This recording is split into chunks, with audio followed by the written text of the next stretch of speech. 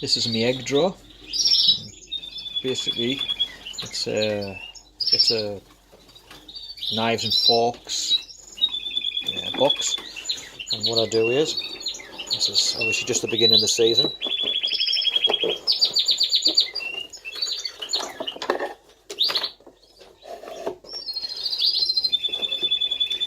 And what I do is I line it with cotton wool,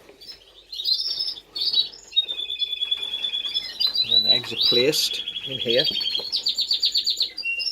as they laid, so I know which is first egg laid and which is the last egg laid.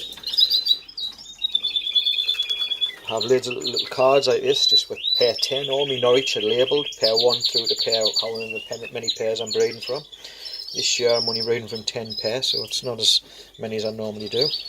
And then basically this eggs was, I put this little piece of paper just next to them like that. It's not rocket science, I'm not reinventing the wheel or anything. And then just basically what I do after every night, or every day, sorry, once I'm finished being involved in this little thing,